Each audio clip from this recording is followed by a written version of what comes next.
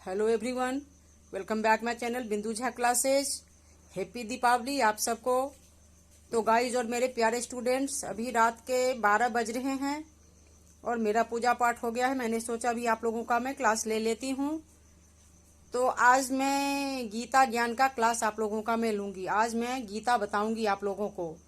तो जो भी मेरे स्लम एरिया के प्यारे प्यारे बच्चे हैं, मेरे स्टूडेंट्स हैं, जो मेरा क्लास देखते हैं, जो भी गाइज देख रहे हैं, तो वो या तो ये श्लोक नोट करें या श्लोक का नंबर मैं बताऊंगी, पढ़ें, जिससे कि गीता ज्ञान उनको हो और बच्चे में ये पढ़ने से संस्कार आए। कहा जाता है बहुत परेशान हैं, गीता पढ़िए। पढ़ाई में दिक्कत आ रही है, गीता पढ़िए। रुपयों पैसों की तंगी है, गीता पढ़िए। बच्चों में अच्छे संस्कार नहीं आ रहे हैं, गीता पढ़िए। बच्चों को गीता पढ़ाइए। या किसी भी तरह की परेशानी हो, संकट हो, तो गीता से दूर होता है, गीता पढ़ने से, गीता ज्ञान से। और संस्कार की और सनातन धर्मों की तो बात ही क्या है। ये तो एक ऐसा शास्त्र है, ये ऐसा बुक्स है जिसके टीचर साक्षात भगवान कृष्ण हैं। उन्होंने ही तो गीता का ज्ञान दिया है अर्जुन को। या आप इस तरीके से कहिए कि उन्हीं की लिखी हुई है, उन्हीं की बोली हुई है भगवान कृष्ण की।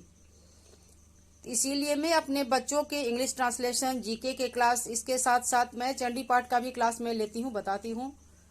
तो गीता ज्ञान का भी मैं बच्चों में, उसका भी मैं क्लास बच्चों से करवाती हूँ कि ताकि ऐसे तो किसी स्कूल में होती नहीं है। मैं मोदी जी से बार बार रिक्वेस्ट करती हूँ अपने वीडियो के थ्रू कि कम से कम बच्चों को अपने क्लास में जो है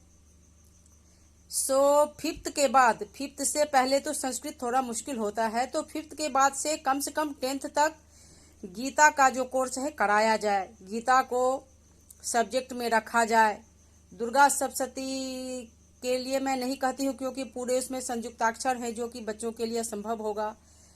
तो वो भी पढ़े तो अच्छी बात है, लेकिन मोदी जी को गीता और रामायण तो रखवानी चाहिए बच्चों के क्लास में। तो खैर, मैं अपने वीडियो के थ्रू बार बार ये चीज़ें बताती हूँ। देखते हैं मेरी आवाज़ मोदी जी तक पहुँचती है कि नहीं।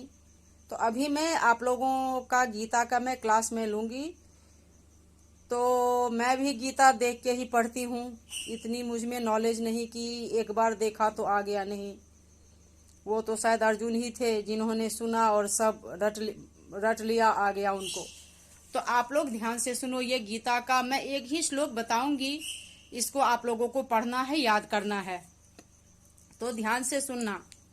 वैसे भी आज दीपावली है, तो कुछ सनातन धर्मों से हम जुड़ सकते हैं। लक्ष्मी गणेश के साथ साथ भगवान कृष्ण की गीता भी हो जाए तो क्या बात है, 4 चांद लग जाएगा।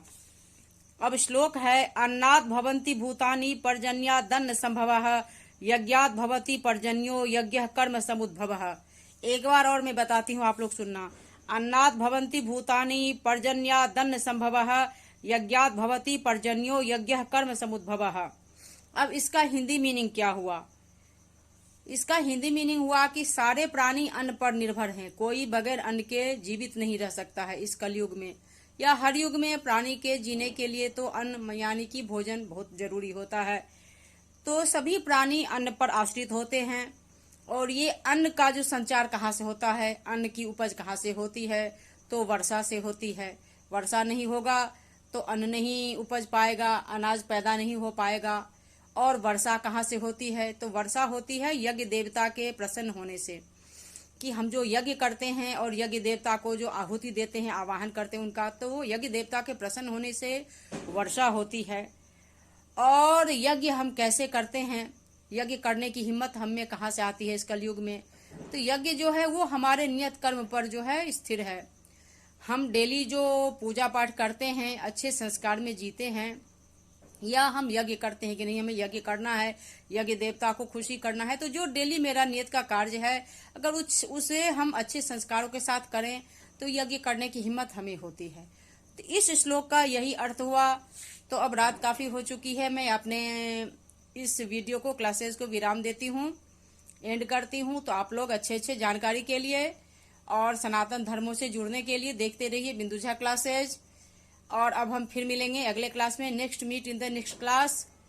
थैंक्स। हैप्पी दीपावली आप सबको। और ख़ास करके मेरे स्लम एरिया के मजबूर और गरीब बच्चे को कि ज़्यादा से ज़्यादा मैं सोचती हूँ कि मैं क्लास लेकर उनके लिए कुछ तो कर सकूँ। देखती हूँ कितना फ़ायदा होता है। खैर चलिए, धन्यवाद।